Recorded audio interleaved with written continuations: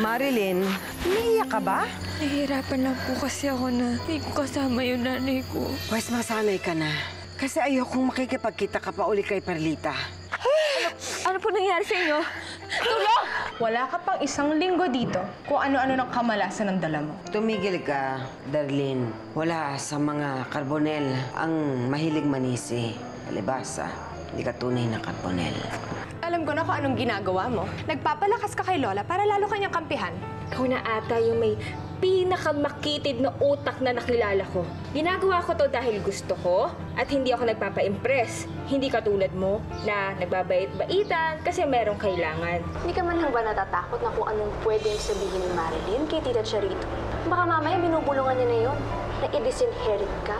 Pero hindi mananalo si Marilyn dito. Confident? Excuse me, ma'am. I'm sorry pero dinito po yung party niyo. See? Georgia.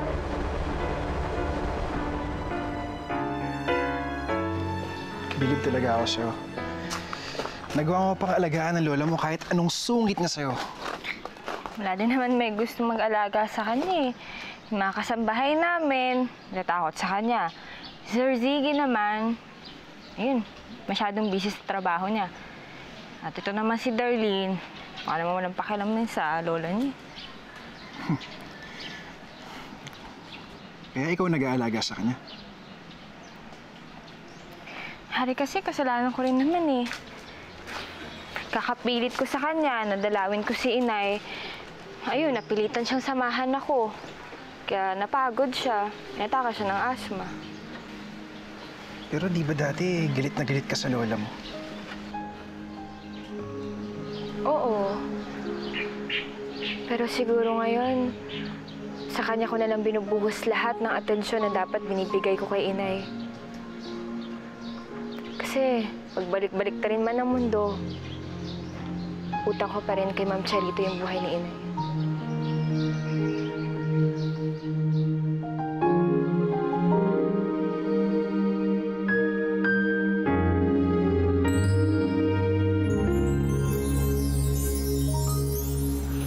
Lola? Lola?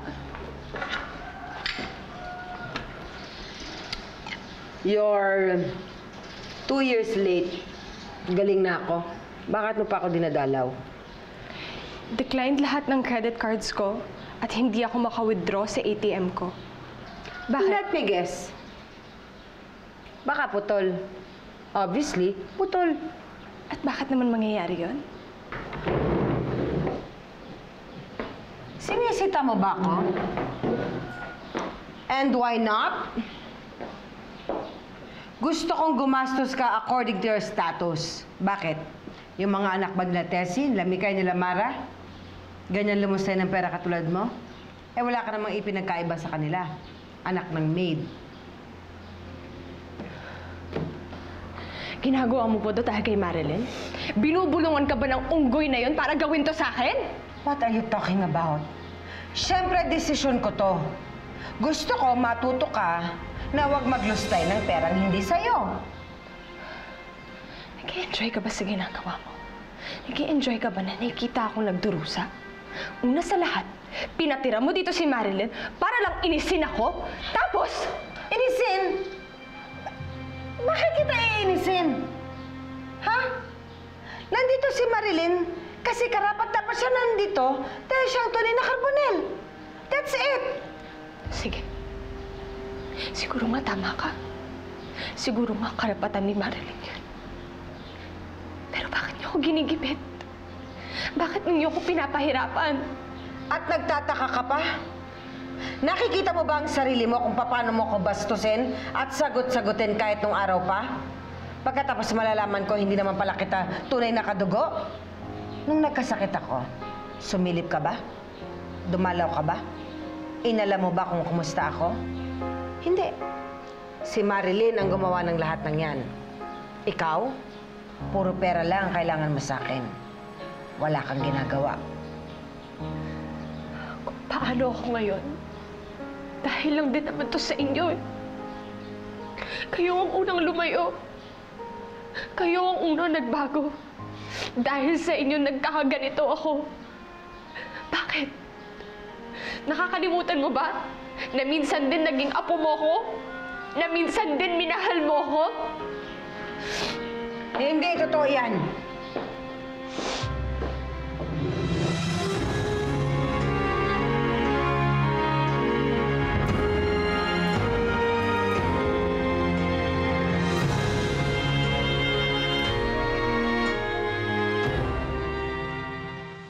Marilyn, ubos na rin yung gamot ni Perlita nga pala.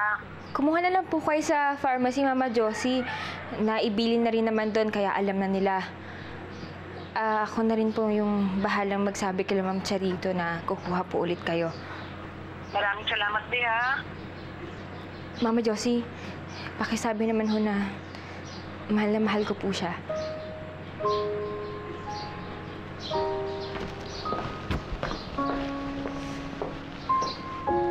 Marilyn. Sir Ziggy, naubusan na po kasi ng gamot si Inay, kaya po kukuha po ulit sana kami sa pharmacy kung ayos lang po sa inyo yun. Okay lang yun. Huwag mo nang problemahin ang mga gastusin. Ang importante, gumaling ka agad si Perlita. Mas mabilis, mas mabuti. Para makaluwas na kayo ni Mama papuntang Maynila. Gustong-gusto niyo na po talaga akong makalis dito, no? Naalala ko lang kasi si Darlene eh. Ayoko na magkaroon kayo ng gulo sa pagitan ninyong dalawa. Iniiwasan ko naman po talaga eh. Kaya lang po minsan pakiramdam ko na nandiyan na siya. Mahal ko kasi yung anak ko yun eh. Kaya sana, Marilyn, pakitunguhan mo na lang si Darlene habang nandito ka sa Luzon.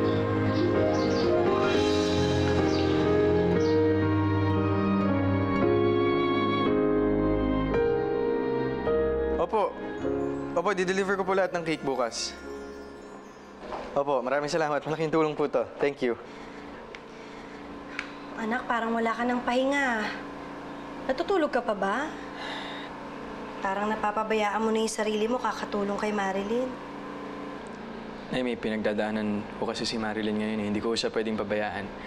Gagawin ko lahat para makatulong sa kanya dahil mahal ko siya. Ang tanong, mahal ka pa ba niya? Eh, ayaw na nga niya eh. Hindi na niya tinatanggap ang mga tulong mo. Ang akin lang naman, Jerome, sana huwag mo sayangin ang buhay mo. Mahalin mo ang sarili mo, anak. Di ba gusto mo mag-abroad? Sana matupad mo pa rin yung pangarap mo na yun. Eto na lang. May kilala ako na manager sa cruise. Pwede kitang i-refer doon. Siguro, ipaubaya mo na muna yung restaurant kay Chef Andy at saka kay Nonoy. Pwede naman na ipadala nila sa'yo yung share mo doon, di ba? Nay, salamat po sa concern, pero sa sitwasyon ho ngayon, hindi ko muna pwedeng unahin yung sarili ko. Baliwala rin ho yung mga pangarap ko kung mawawala rin sa akin si Marilyn. Ganito, Nay. Hintayin ko munang matapos lahat ng problema ni Marilyn. Kapag tapos na, tsaka ko babalikan yung plano ko sa buhay.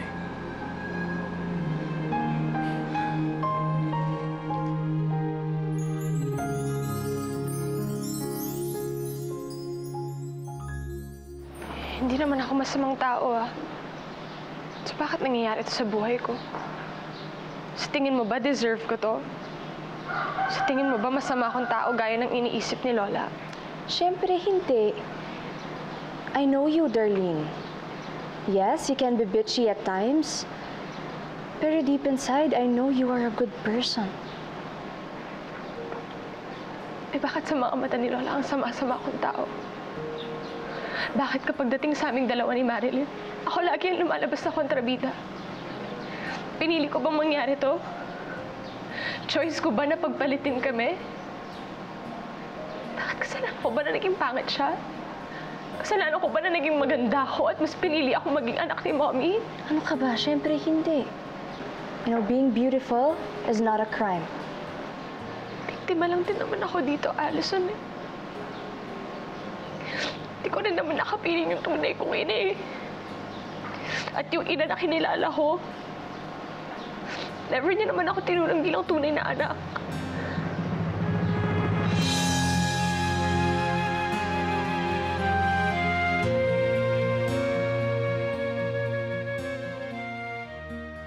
Oh, sige. Schedule natin this week. Doctor. Sige. Okay, call you later. Dr. Reyes. Yes, madam. I need your help. Ngayon mo patunayan sa akin na tama ang desisyon ko na pag-i-stayin ka rito sa aking resort despite sa laki ng galit sa'yo ni Ziggy. Gusto ko gawin mo ang lahat ng magagawa mo with all the facial treatment para gumanda si Marilyn. IPL, Diamond Pill, RF, Botox, collagen, anything, all the works, just do it to make her look beautiful. Very challenging subject yung apo nyo. But I will do my best para i-make over siya. Sarita, hindi niya naman sinabi sa akin na ito pala yung balak nyo.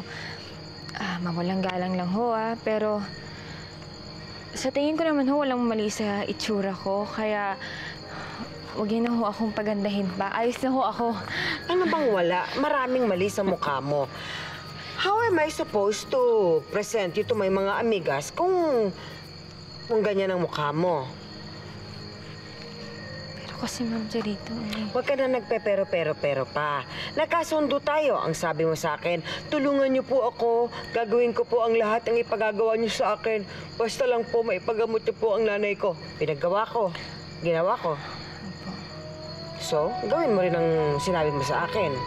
Wala lang pero. So, doctor, i-schedule mo na agad-agad. Tawag ko agad sa sekretary ko. Very good. Mainam.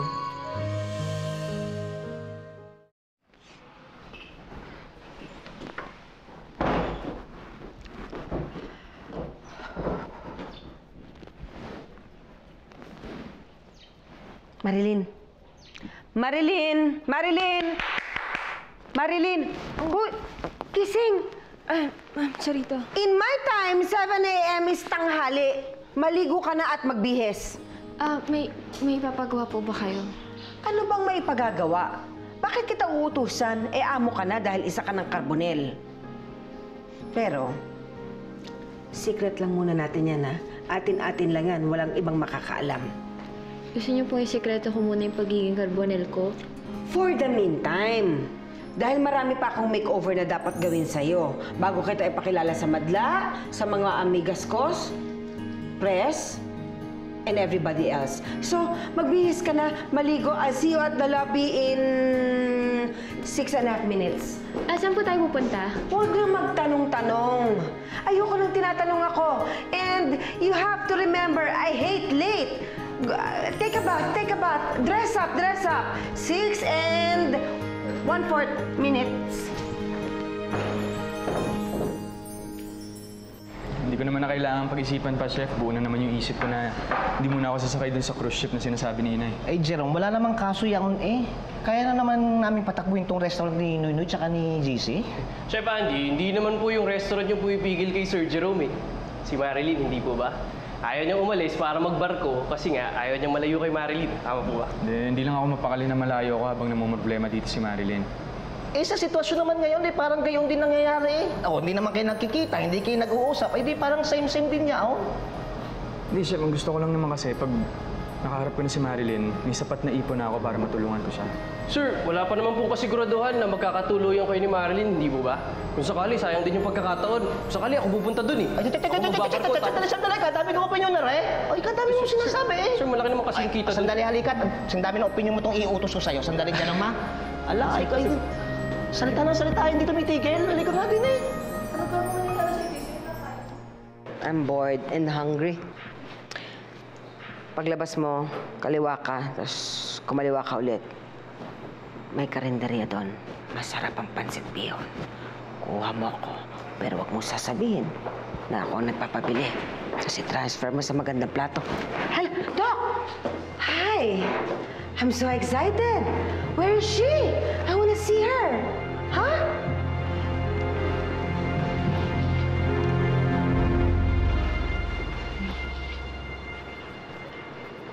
Ano nangyari?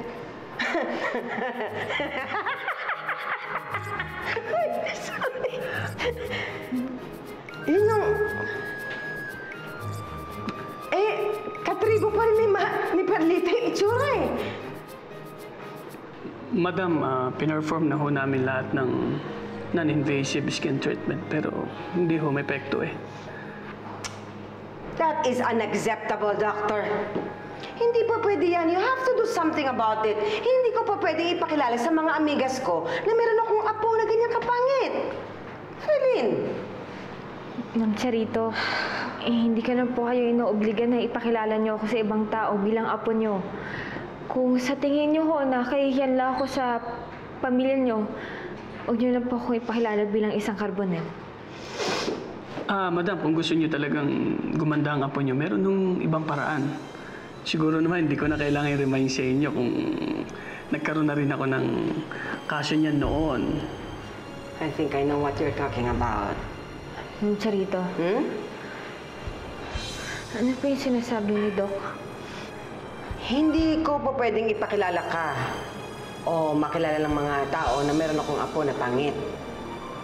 Wala akong choice kung hindi iparetoke ka.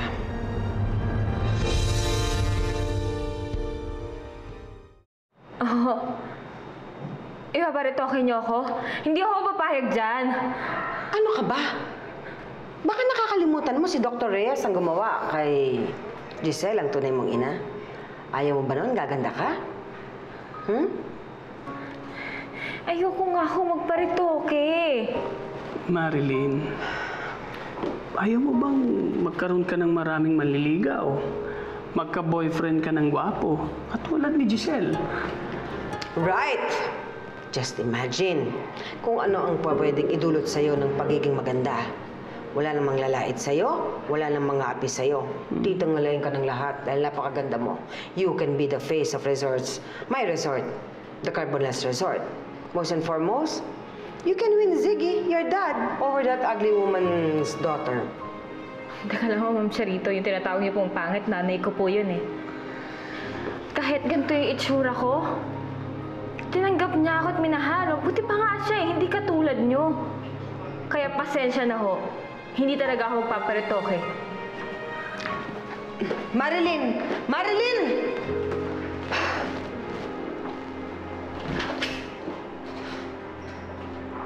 Apo ko nga.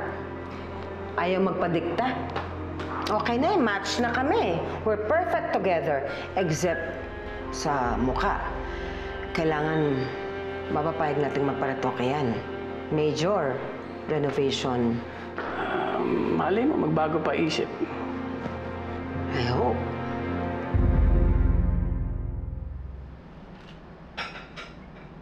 Aba, kasaya niya dyan,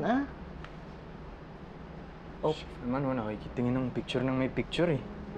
Oh, masama? Chef, alam niyo yung privacy?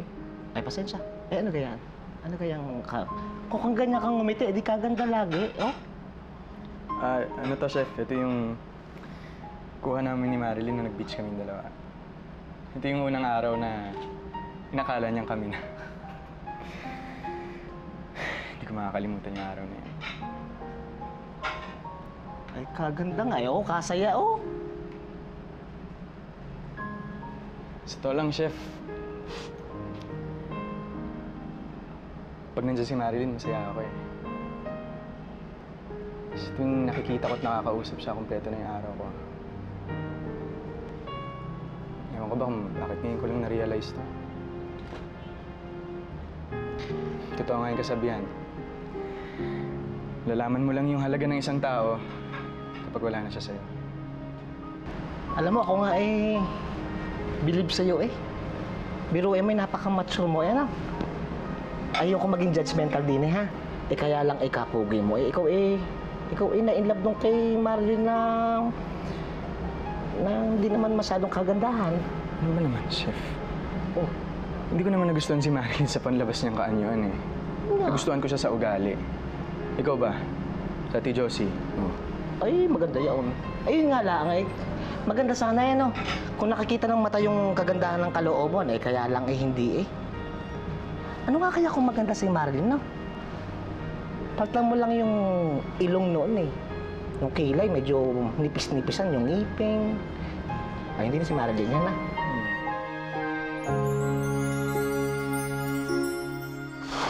Darlene, Nag-iisa ka.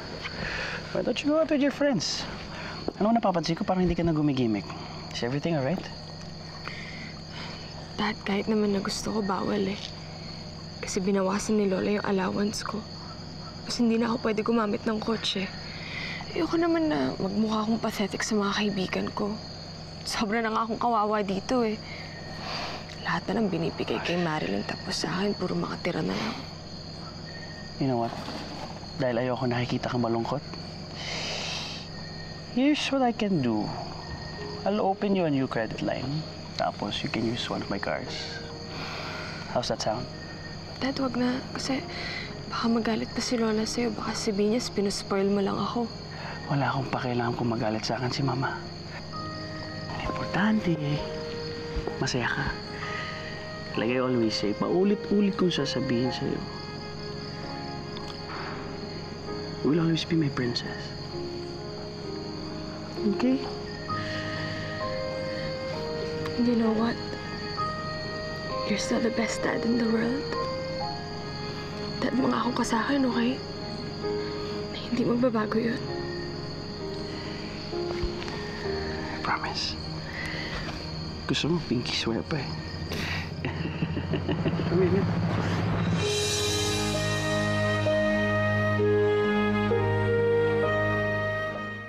Nasaan? Yung report na hiningi ko for this quarter? Bali, madam, hindi pa po kasi nabibigay ni Sir Ziggy eh. Bakit hindi pa? Ang tagal-tagal ko lang hiningi sa kanya yon. Ay, finollow up ko na po dun sa assistant niya. Kaso po, i-remind na lang daw po niya pagbalik ni Sir Ziggy. Pagbalik?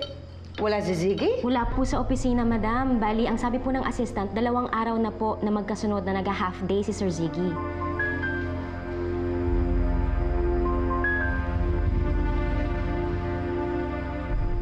Mars. Ayoko na, Mars. Busog na ako. Kailangan mo kumain. Inom kang gamot eh. Ayoko na. Pag kinain ko pa yan, masusuka na ako. Teka lang. Ikaw na lang parati nagbabantay sa akin. Baka naman nalulugi na yung parlor mo. Ako? Mars, kayang-kaya ni Julia yan. At saka, mas importante sa akin makita kang gumaling, no? Nasaan na ba kasi si Marilyn? Siya dapat nagbabantay sa akin para nakakauwi ka na. Nagbantay kanina sa'yo dito. Ang himbing ng tulog mo, hindi ka na ginising. Kailangan nilang pumasok sa trabaho, Mars eh. Ang araw na akong nagising mula dyan sa operasyon, di ko man lang natitsempohan yung anak ko. Pagpasensyahan mo na. Alam mo naman yung sakripisyo niya sa pagtatrabaho yan, di ba? Para naman yan sa'yo. Di ko alam kung paano ko siya mababayaran. Naturingang hindi ako ang tunay niyang ina, pero lahat ng sakripisyo ginagawa niya para sa akin. Kahit ano pang nangyari, ang turing niya sa akin, ako pa rin ang nanay niya. Napakaswerte ko talaga, Mars.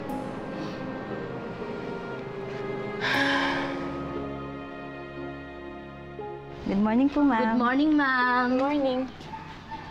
Ang yabang. Kung hindi lang talaga apo ni Madam yan, nakatikim na sa akin niya. Tumigil ka nga. Ang bait-bait ni Marilyn. Mamay, narinig ka niyan. Talaga? Puti pa siya. Uy! Rika! Kiss! Hi, Bianca! Kumusta na kayo? Siguro, na-miss niyo na yung meriendang hinahatid ko sa inyo noon, no? Kayo mag-alala kapag wala akong masyadong ginagawa. Pagluluto ko kayo, gusto niyo mamaya, wala na akong gagawin. Babalik na kami sa pwesto, ma'am. Excuse me po. Ha? Teka lang, hindi pa tayo nagkukwentuhan, tsaka huwag mo na akong ibang plok na. Baka kasi mapagalitan kami ni Madam Charito tsaka ni Sir Siki. Pasensya ka na, ha?